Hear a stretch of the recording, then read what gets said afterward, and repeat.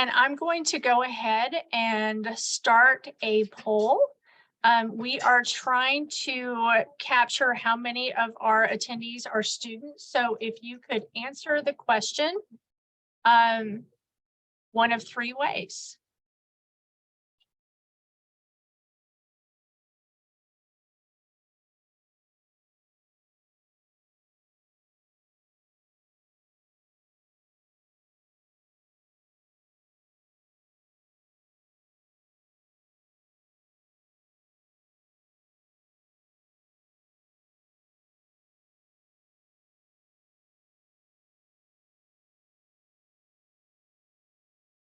All right. We still have a couple. Okay, looks like everybody has responded. So I'm going to go ahead and end this. Thank you. And so today we have Michael Ogaz with Channel 12 News joining us. And Michael, I'm going to let you take it away. All right, sounds great. I'll just do a quick mic check. Can everyone hear me okay, hopefully? Thank you very much, Karen, for the intro and the opportunity to speak to this group. Really, to set off the tone here, I'll go through an intro of, where my background starts and where the business trajectory is, but really here to talk about how new and small businesses can compete on the big screen. And, I think just taking a step back, big screen translating to, television, obviously, in terms of, smart TVs, big TVs in the household, like how can small businesses, local businesses, new businesses get their brand up and share their message there. And I just wanted to make sure, really, not only that we're informing this group, but really informing communities throughout the state and the country of some of these new tactics that are available. So I'll go ahead and give something of an agenda here. I'll give an introduction again for myself, talking about some brand frequency from a marketing standpoint. We'll get into streaming TV as just highlighted. We'll talk about some addressable targeting as well. How can this work for you as a small business or someone who's planning on launching a business? And then best practices, of course, and then we'll have Q&A as well. So again, we'll take it nice and easy. If there's any questions along the way, I want to make sure really that this is informative and that if there's anything additional that I can help answer about some of the media landscape that is currently going on, that I do that here. So my name is Michael Ogaz. I'm a digital sales manager here at 12 News, here based in Phoenix.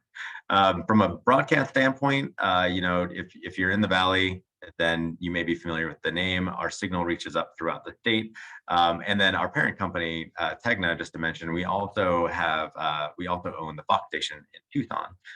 So if you're in Tucson, the Tegna brand stretches, but you'll never see that name. You'll likely see it through 12 News or the Fox station there in Tucson. But to give you a sense, we have, 51 markets with 64 brands. And a lot of our strategy is going to be video centric.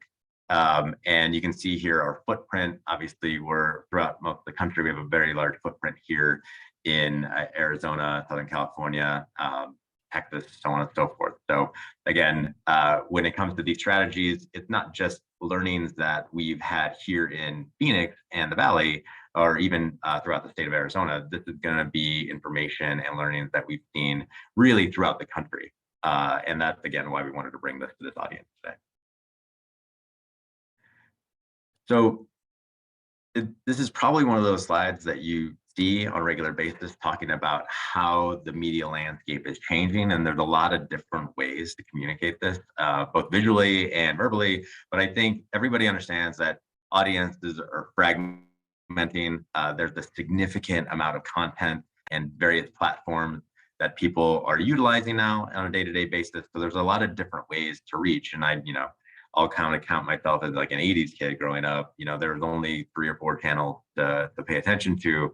And a lot of these other mediums, including social media, didn't exist. So when you think about the explosion of the different screens, platforms, and then really the audience types that really pursue the content that they want to watch or that they want to participate in at any given time, it's obviously a vastly different world. So we'll go to the kind of third icon here in terms of frequency. I think that from a marketing standpoint, this is just going to be interesting information to speak to, and I'll share some data on the next slide. But to define frequency, it's really talking about how often your brand needs to be in front of a consumer or potential customer in order for them to more or less get to know your brand or feel comfortable moving forward and actually making a purchase decision with your brand. And then lastly, talking about digital strategies that can be more efficient for small and new businesses. I hear this on a regular basis in the seat that I'm in, is going, look, I am really just starting out. I am located here. I'm not trying to advertise to too broad of an audience. I do want to be known, but I think I want to be known in my neighborhood first, or I want to be known in my immediate area, depending on the business type, of course, and then expand from there. So, digital strategies that I'll be speaking today, I think will hopefully allow not only for that type of, own your neighborhood, own your, section of town type marketing, make sure your neighbors know who you are, but also in addition to that, just making sure that, marketers know that that's a very acceptable, purchase and ROI plan from a marketing standpoint, right? So we'll talk about that a little bit more, but really, again, as the title of this segment talks about, going how can we make sure that small businesses, new businesses are able to leverage these tools that have been utilized for years traditionally in a hyper effective way on a local scale. So the two products, again, that we'll be speaking to are going to be streaming TV, also known as OTT, but I think more commonly known as streaming television, and then also addressable audience targeting, including geofencing. So these are two, I think, tactics that from a marketing standpoint are less spoken about. I come from a paid media background, so I was very familiar as a Google partner and working with Facebook, working with paid media, and obviously the advantages and the transition that even those mediums have gone through over time. Streaming TV, as we all know, is something that many people are utilizing, and we'll go through some stats a little bit later. But really took a considerable leap forward in the COVID era, sorry, when people were, watching content from home, transitioning, or, really, working from home at their home base a considerable amount of time. And then when it comes to addressable audience targeting on the right here, I want to spend some time with this because I think these are tactics that most local businesses are not familiar with, or not familiar with how to leverage. And so what I find, and this is not a comment, but I feel people will gravitate towards like Google or Facebook first. I just had a conversation with a small business last week coming off of AZ BizCon that was here in the Valley in recent weeks.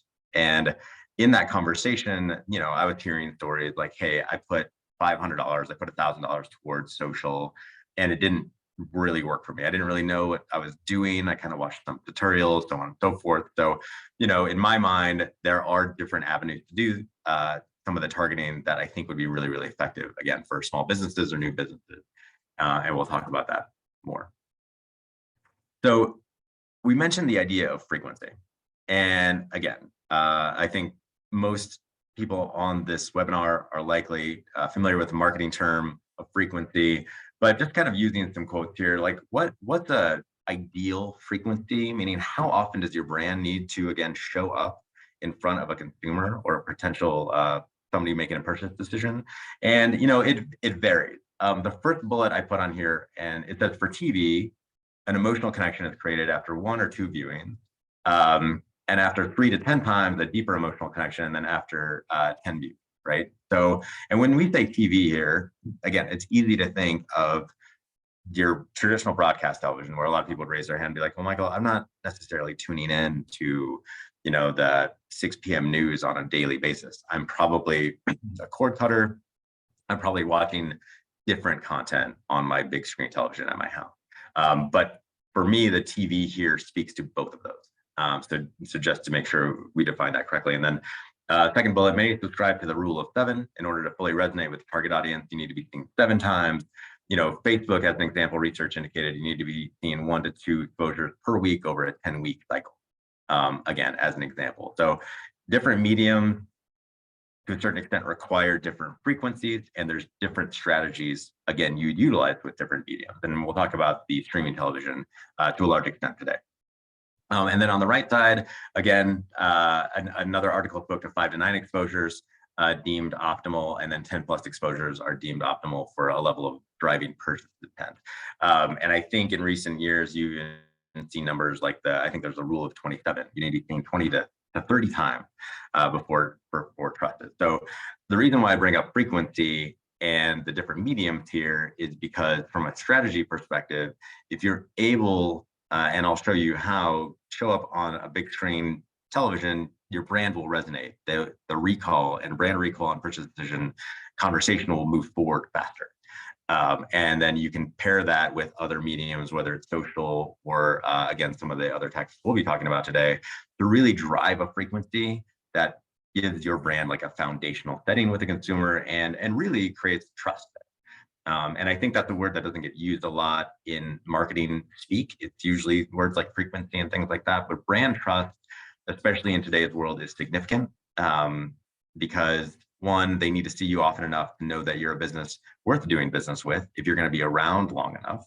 And if they can trust you, if they know that you've been around. I think that's why legacy businesses, especially in brick and mortar retail, they've found themselves able to transition through a lot of different eras because there's a significant trust factor going on there.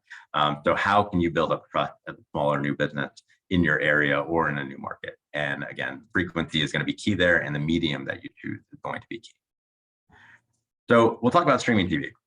It's something that we focus on a great deal here, where I work here at 12 News, and just really from a streaming and a digital video strategy is paramount.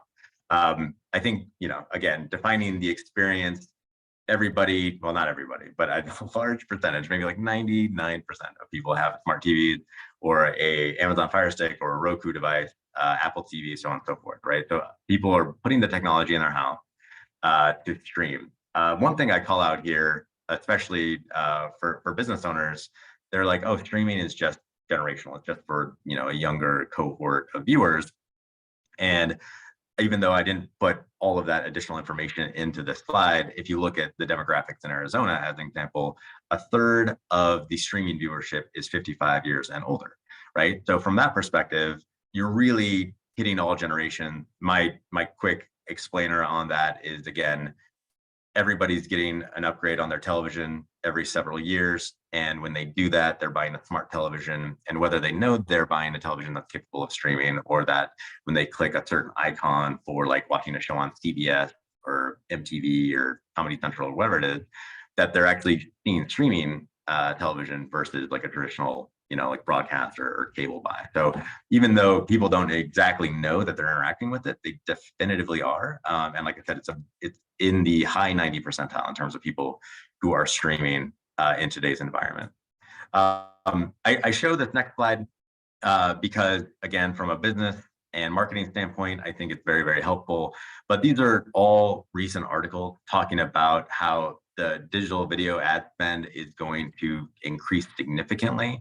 I think really marketers across the board have figured out that telling the story through sight and sound, if available to them, is the best way to go about it. Now, again, like display ads or rotating banners and these like that, those are tactics we also use here to create frequency. And that's really probably also from an efficient like ROI and buy standpoint, but video is continuing to scale up. And it goes along with technology, right? Like I think, for folks like myself, I remember where you couldn't get video on your cell phone some years ago. And when they started doing that, it would essentially slow down your entire phone. The Apple, iPhone comes along, changes everything. And now we can stream movies without any issue. And we get on a airplane and we're trying to stream a movie. And if it doesn't function the right way, like we can't believe it, even though the technology in our hands is unbelievable. At this point, we just take it for granted. But the ad spend and marketing spend continues to skyrocket when it comes to video. And again, that's something that local businesses can take advantage of now. Global streaming subscriptions will continue to increase.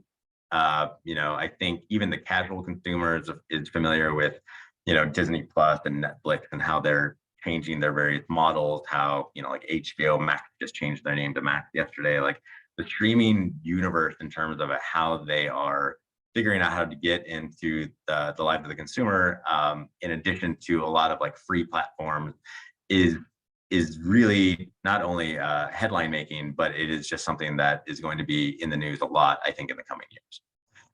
This third section here, consumers crave more entertaining, informative streaming ads. Another thing that I speak to when talking about streaming ads is because you're able to customize the creative and customize the audience, and we'll get into this again in some slides coming up, that you are able to create a more compelling message to a specific viewer. And people, even though you say, hey, do you like watching commercials? The average consumer would probably say, not so much. But if you're watching a commercial that actually speaks to you, then you are very much engaged. You lean forward, you start to pay attention. And I use the example again for myself here of saying that I enjoy traveling. And of course, living in Arizona, if I get a commercial that speaks to a destination within the state or somewhere within driving distance that I've never heard of before, that I think is like a really cool place to go. As an example, we work with like the city of Wilcox and some of the county in that part of the state, and they're having a lavender festival in June. And I'm like, that sounds awesome. I'm like, I would probably want to go to that. If I saw a commercial for that, I would probably gladly take the 3-hour drive down there and check that out. But would I know that if I didn't work with them directly? Maybe not. So is that something that is worth promoting? So those are the types of things worth promoting to somebody who wants to travel. But of course, people have different interests. So if you're able to reach them on the big screen in content that they're watching with a message that speaks to them, commercials become a whole different way of communicating. And then we talked about average US internet home users using a record 6.8 OTT services. So again, OTT services meaning that they are downloading like Netflix, but are also working with like Pluto or the Paramount Plus app, or like up to, just under 7 apps that they have downloaded on their smart devices that they're tuning into on a regular basis, right? So this will, I think this will be an interesting number to keep track of, because a lot of the brands are consolidating. A lot of them continue to expand. There's just an article out about how ESPN is going to start forecasting how they're going to pull away from some cable providers and go straight into like a streaming function. And everybody knows ESPN is on, Disney and Hulu, and they're all part of the same group. So they're bundled together. So again, there's going to be a lot of movement in the industry, whether it's consolidation or other, but something worth keeping an eye on. Also trying to get a sense for, as the consumers become more familiar with the technology, they'll download maybe like 10, 20 apps because they just know how to rotate between them, just like they used to change the channel, if you will. So again, streaming is very much in the headline and on the up and up. And the last thing I'll mention here is that there is about a 20% delta in terms of the available inventory on streaming versus marketers taking advantage of this space. So in other words, marketers, and I'd say this across the scale, whether it's big agencies or local businesses, really are still trying to understand where and how to take advantage of these streaming impressions and these, big screen commercial capabilities. So again, we talked about really just the viewership across the country. In Arizona, 91% of people are using streaming content on a regular basis. Arizona, I always talk about as like an early adopter. Obviously, we have a large Spanish-speaking population here, and there's a lot of content in Spanish-speaking households that you weren't able to access on like just normal cable or broadcast television. So you're tuning into some of these like OTT type platforms, these streaming platforms, likely early. And Arizona continues to be that way. And so 91%, obviously a huge percentage. In 21, this number was 77%, right? So we talk about the trajectory across, whether it's nationally or even the globe in terms of how many people are streaming these days or how many new impressions are available. But even in Arizona alone, we've seen almost like a 15% leap up in terms of viewership just in about 2 years. And again, this number will probably plateau in the high 90s coming up, but it's not going to stop anytime soon. So I'll go to the next slide here, which I think is probably the most interesting, again, from a small or new business standpoint for streaming. And if you're not familiar with this medium, but you're familiar with marketing, I would say that streaming it's like a mid-funnel type marketing conversation. Ultimately, you're able to reach people on the big screen. Again, 75 inch, whatever device they have in their house that's hanging on the wall, big screen television. But you're able to start to pinpoint them by their geography. So as an example, you can reach people by the zip code, right? So we talk about owning your neighborhood. We'll work with like an auto dealership here, and it's like, look, we just moved into the Valley. We are a Kia dealership, and we want to make sure that everybody who owns a Kia or is a Kia, loyalist, if you will, within a 10-mile radius knows that we just got here and knows that we're in town now. And that's a really effective strategy to use for streaming. When it comes to, we work with different cities throughout the state, recruitment as an example, and they're saying, hey, Michael, like, look, our population isn't that big, but we have seen people willing to move here from, say, like California or adjoining states. Can we put recruitment ads in, say, like a 50-mile radius of where we are, because it does reach in some other states, with the value proposition of saying, hey, why don't you move here to my city and work for the city, and potentially get a pay upgrade or like a better cost of living or whatever the case is.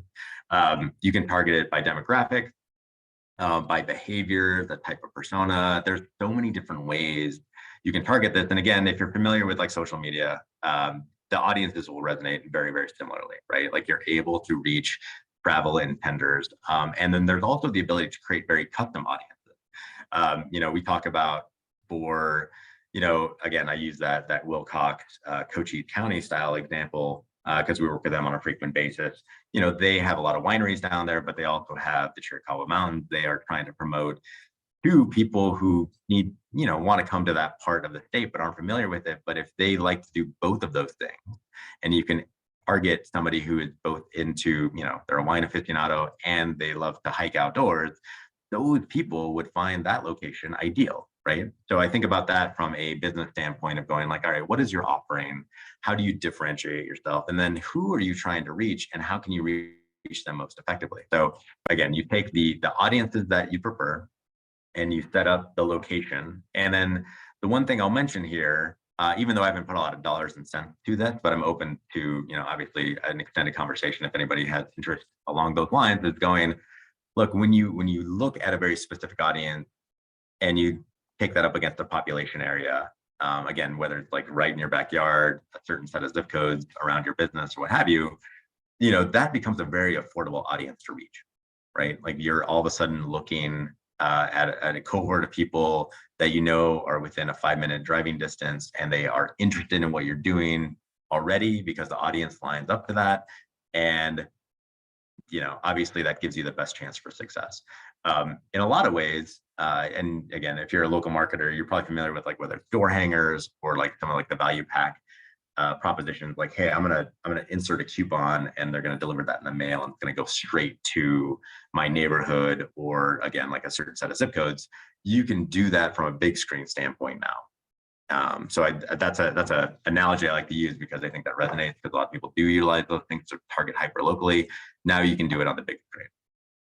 And then again, this slide is here to underline the idea that there's a lot of different audience types that you can reach, even if it's just a plain demographic. If you're trying to show up in sports content, if you are trying to reach young professionals or people who are, outdoor adventurers, parents even, right? If you're trying to, brand a toy or a local toy store or whatever the case is, there's really any audience you're seeking is likely available in a streaming environment and can be utilized to put your brand on the big screen. And again, one more slide to underline the point, location targeting plus audience by interest. And then of course, bilingual, if you need ads to run in Spanish, that is also available to you. And I think, again, speaking about Arizona with a large Spanish speaking population that we have here, what I've seen in campaigns that I've personally worked on is, Spanish speaking populations tend to be under targeted.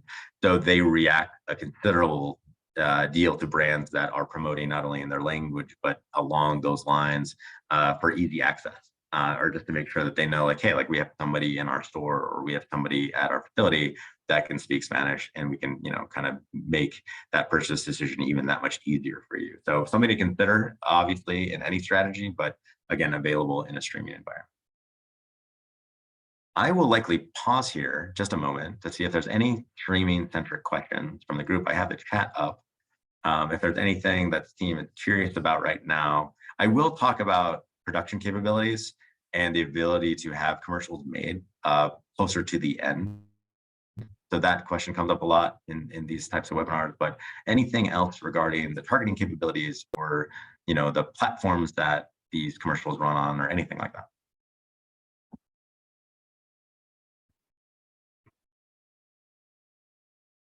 Silence is golden. I'll have my information, of course, at the end. So if any questions do arise, feel free to reach out to me as well. So the next section, we talked about streaming television, of course, and now we're going to talk about addressable audience targeting.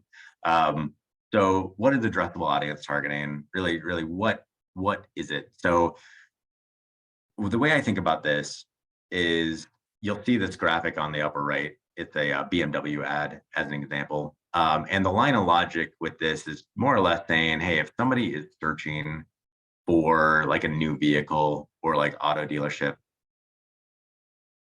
near me, as an example, and this BMW dealership knows that they're right down the road, then when the consumer is visiting websites, whether it's on their mobile phone or on their desktop computers or laptops, tablets, whatever the device is, they will start to see that brand show up in like banner paid section, right? And the consumers, obviously, when they start to see brands like this, it creates that frequency, right? So we talked about the trust that comes from the big screen, and then you can follow it up with these types of creative, whether it's video or banner creative on a digital standpoint. But this tactic, addressable, allows you to potentially follow up with a streaming television audience that you're already promoting your brand to. So you promote it on the big screen and then you follow up with them on multiple screens, again, reaching a 10 to 20 frequency over a course of months to really cement your brand in their memory. And then you can drive repeat traffic to your website. Retargeting is something that people are familiar with. And then, of course, reach potential users by their address or their geo or even the events that they go to. So again, I think it's pretty obvious to say everybody's on the internet, likely hours every day. And I think when you look at the spectrum of like how they're consuming that information, it's like, all right, well, they'll spend a certain percentage of it likely on social media. And then outside of social media is really when they're, again, on websites, different articles, even games and apps on their phone. This is where this type of targeting will show up and create a bottom of the funnel opportunity for your brand to get clicked on and have them go to your website and have that, landing page and whatever you're promoting be right in front of them and really help seal the deal for them. So the two pieces of collateral, I think, kind of like help tell the story. Again, I talk about geofencing when it comes to addressable a considerable amount. And you'll hear me keep on using this metaphor of own your own backyard, own your neighborhood. Or, I think having visited, the various towns throughout the state, what I found interesting, but also pained me a little bit is when you go to like a local coffee shop and there's like 10 flyers or, different promotional like event things that are standing next to the till when people are checking out, and they're all competing with each other, and they all have great things to do and they all have different messages to share. But in my mind, I'm going like, wouldn't that be more additionally effective potentially to also put that type of digital banner in front of people who are visiting that coffee shop or whatever location it is, right? Like if you're able to say, as a tourist brand, say in a Lake Havasu or say like Page, Arizona, or somewhere outside of the Valley area here in Arizona, and you have a great tourism activity, but you're just getting underway for your brand or a great hospitality brand or your coffee shop, like I just mentioned, and you want to make sure anybody who's staying in town within like a 2-mile radius that is at a hotel or maybe at a convention center or whatever the event is or the location is, and you want to make sure that you're promoting your brand to them. Or you can put a coupon in front of them that says like, hey, are you in town for a convention? Are you here touring downtown? Stop in, get a $5 off your, first coffee or your first whatever the case is, right? That's a very compelling ad to a very specific audience that is probably looking around and going like, I need to go get something to eat. I just don't know where to go, right? So there's a lot of different ways that this type of marketing can be effective for you. And that's, again, why I want to bring it to the attention, because if you start to think about, putting ads in a very specific location and you start targeting audiences both by not only their consumer behavior, their demographic, but also like, what they're doing or where they're going, it becomes very, very powerful stuff for a brand. And again, I'll mention that it's not that when you put those things together that way, it does not break the bank. I'll put it that way. And it's something that is very affordable. No, Anita, exactly to your question. No, I think depending on the niche audience that you're looking for and the way that the strategy can be built out, my answer would be no, it's not, right? And I compare that to the idea of, again, like if you're not in the valley here in Arizona and you are potentially doing a traditional like cable buy on television, that in my mind is you're reaching a huge audience. You're not exactly sure, of the population of people, how many people are going to be interacting with your brand. But if you can start to narrow it down and be more specific with it, knowing how many people are also streaming, that would be an advantage point for that brand. So it'd be like, instead of like investing a considerable amount on audience, I'm not sure of how many resonate for my business. I can be very specific. And then when it comes to the geofencing and the banner campaign, these are things in my mind, and obviously there's different words to describe this, but it's like even the most humble of budgets can take advantage of it in a very local, specific way. And that's something, again, that I want to get the message out on, because I think these things work. I've seen these campaigns work. We've done some event campaigns throughout the state, like promoting like Halloween haunted houses and stuff like that. And, again, for targeting people who are within a certain radius that are looking for something to do and you start to promote it, you can geofence Halloween stores throughout the state, things like that. People are very, very interested in seeing these things. And in a way, they're almost expecting it, right? They're like, why aren't brands reaching me where I'm in the purchase funnel? So yeah. And again, Anita, happy to chat more offline for specific use cases and kind of give you a sense for like what I would consider not expensive versus expensive. But in my mind, I think these are very important. Of course. So a couple different, just kind of like consumer funnel stories here. Again, obviously these things don't always line up, but here's a woman, at work going like, gosh, what am I going to do this weekend? Right. So she may be doing some searches online for like things to do this weekend, or it's just something she's commonly doing. There is a streaming audience for people who like to go out or like to experience different things. She may be a really healthy eater, or in this example she enjoys like yoga or these things, but she also wants to get out and be social. So there could be like a health fitness demo that leans like female, as an example, if you are a group just trying to promote things like activities in the park, right? So we worked with Parks and Rec groups throughout the country, and they're going like, look, we have all these free programs and we actually have state promotional dollars to get people out there, because obviously exercise is good for everybody. So how do we get in front of these folks? So it's going like, well, why don't we take that specific audience of healthy living folks, and we'll pair that up with somebody who's looking for something to do. They'll see the ad on the big screen that will say, hey, like every weekend at 10 in the morning, we have free yoga in the park, or whatever the case is. And then she one day says, that's great. That's what I'm going to do this Saturday. I'm going to go check it out. Maybe I'll bring some friends along. And then of course, slide 3 is, that's where they end up. And that's the consumer funnel, right? And she may come back from like an image in slide 2, see it on the big screen, and then go back to her computer on slide 1 and research it a little bit more and get a sense for where those locations are, right? There's a lot of different ways the consumer funnel can kind of bounce back and forth. And the reporting on these types of tactics is also very telling, right? So, again, somebody who provides these services, but I think across the board that there is going to be smart data attached to these campaigns, talking about like click-through rates and impressions viewed, and the view to completion rate, like a lot of intel that a good marketing group would be able to explain to a marketer to let them know, like, hey, is this taking hold? Is the traction good? Is the value proposition good? Is the creative good? Are you telling the story for your brand that will get people into the seats or to the park or whatever the case is?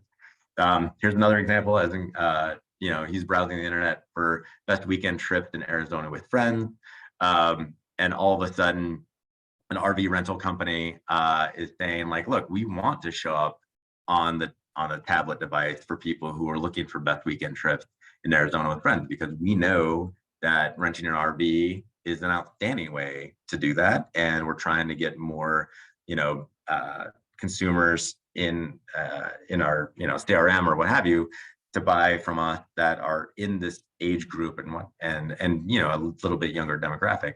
He sees the ad on tablet. Obviously, this ad is exponentially bigger than what you'd probably likely see, but just to give you guys an example of how it would play out from a funnel perspective. Click on that ad, and then of course they go to their, like, oh, make a reservation today, or like, here's our availability for the RVs, right? So all of a sudden you have somebody who was just casually looking for something to do with their friends and doing a road trip. They're new to the Valley. Maybe they moved here together. Maybe they're just here and be like, oh, I've always heard good things about, Western Arizona, but, what are we going to do there? And then they're like, well, at least I know how I'm going to get there, right? I'm going to rent an RV, and like, actually that's not very expensive, and it's cheaper than a hotel or whatever the case is, right? So there's really, really good opportunities to catch people in their research funnel, and making sure that your brand is highlighted without a doubt. So there's a lot of different examples there that I just offered without a doubt. And before I get into best practices and successes, like, any questions at all in terms of like geofencing tactics, or really any addressable conversation point that I just spoke to?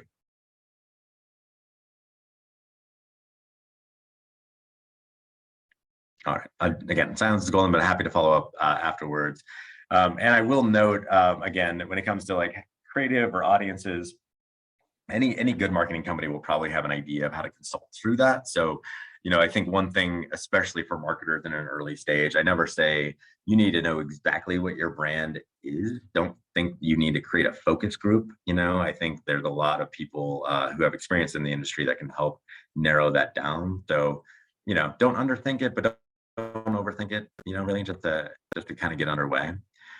So best practices, of course, and I think this is basic marketing information here. It's like clear and compelling creative, right? Like, you don't want too many words in there. You don't want to add too many promotions to one particular window. I think it's really highlighting what you do best, or creating multiple creatives that are clear and compelling, right? Like, you can have multiple rotating and potentially that tell a slightly different brand story or promote a slightly different product set, and are still very clear, and make the call to action very easy to understand.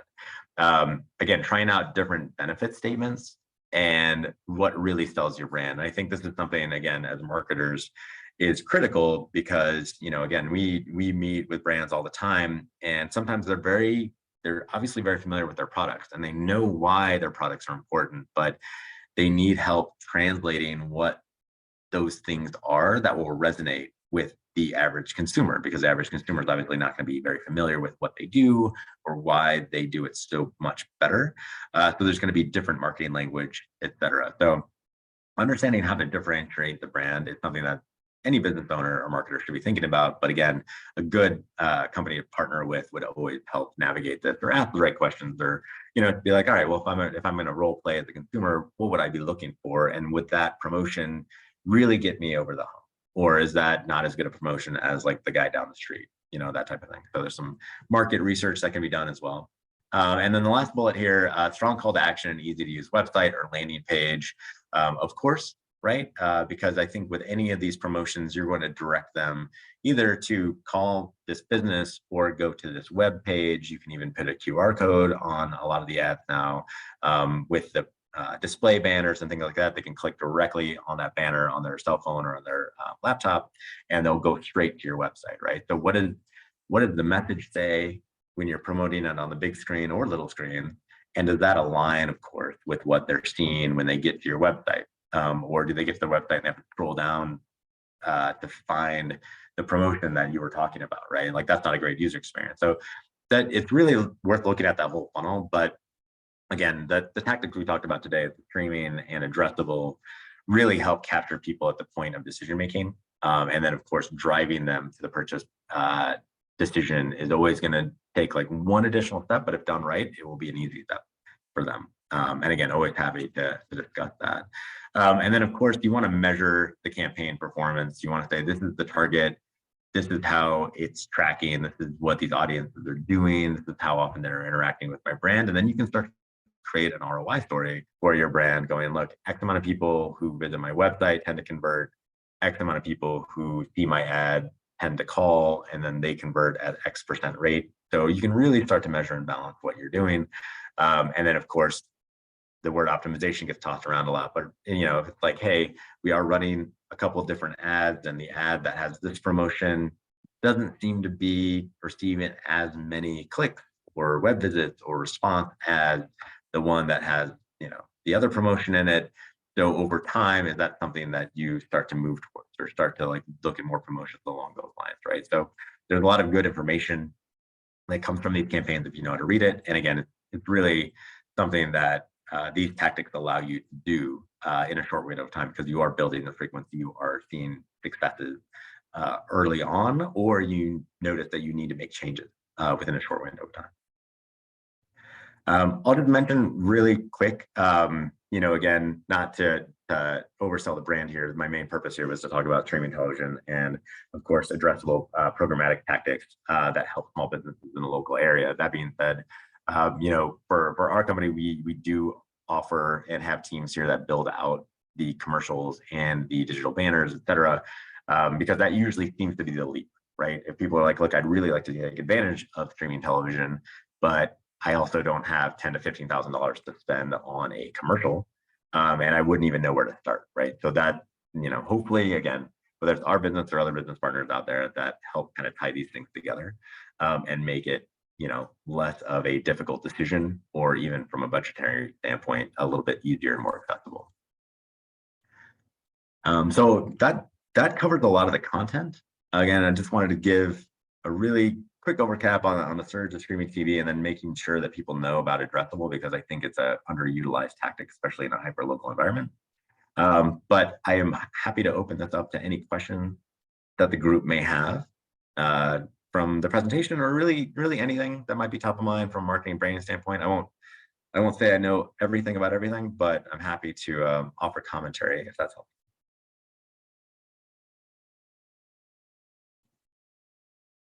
Michael, that was a lot of great information. Now is a really good time to ask any questions that you have. We would love to hear anything you might want to share or ask.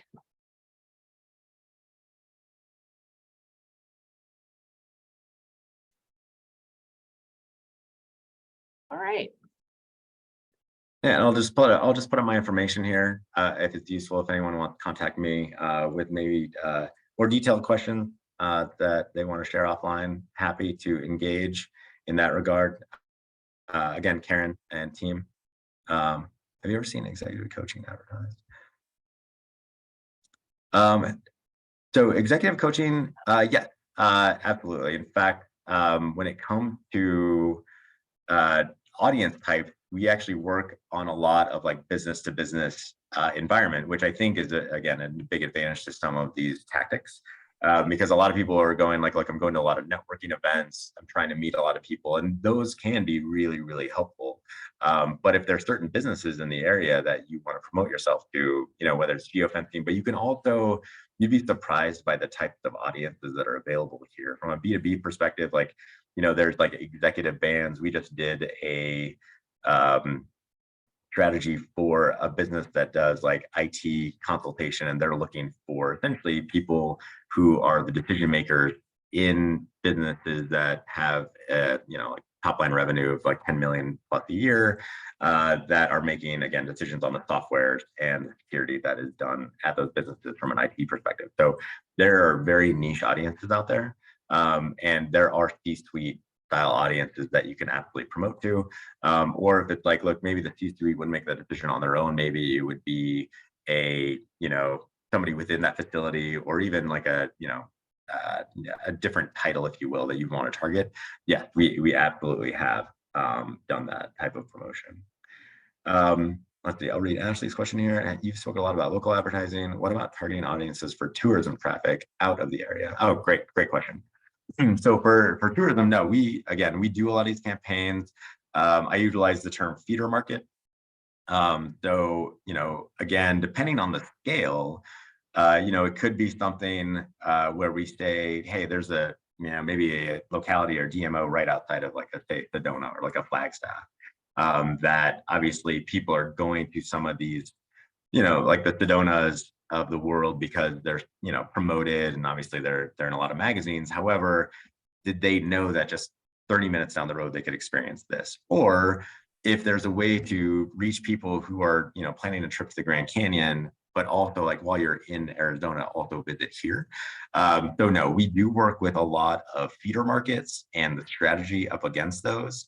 And we usually use like a diverse set of tactics there. Streaming television is obviously great for tourism because you show, I always tell people, even though 30 seconds goes fast, it's a lot of time to share a message for a tourism brand. And obviously the audio visual is compelling, and people start to go like, where is that? How do I get there? So you can tell a great story there. And then, yeah, you could say, look, I want to target, like Utah to bring them into Northern Arizona, or I want to target, parts of California to bring them into Yuma, right? So there's a lot of really good ways to do that. And then again, from a reporting standpoint, you can start to understand which locations are reacting to your ads a little bit better. I'll tell an anecdotal story really quick.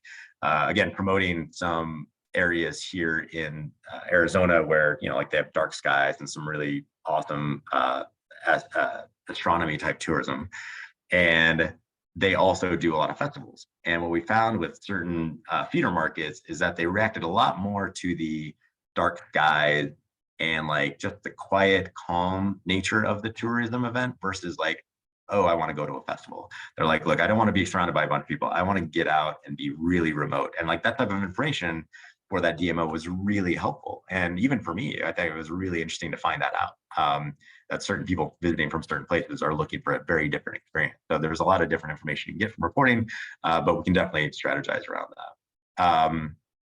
So no, tourism is another great scale. Let's see here. I thought Blaine's question. We are a production company. Find out more about ad buy cost. Oh, absolutely. Yeah, no, absolutely, Blaine. Let's. I know my information, I believe, is being shared on the screen. Feel free to email me or give me a call. Happy to do that. Again, we do that on a regular basis. We say these are the audience types. This is the type of promotion, and then we can kind of run the numbers and give you a sense for, what partnership cost would be. No doubt about that. Great questions, everyone. Appreciate all the participation. Any others?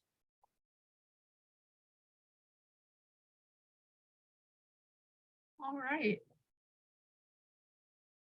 Well, if no one else posts a question, Michael, I just want to thank you so much for all the information. There's a lot of stuff I learned, and I know that can you share your presentation with me so that I can send it out to the participants?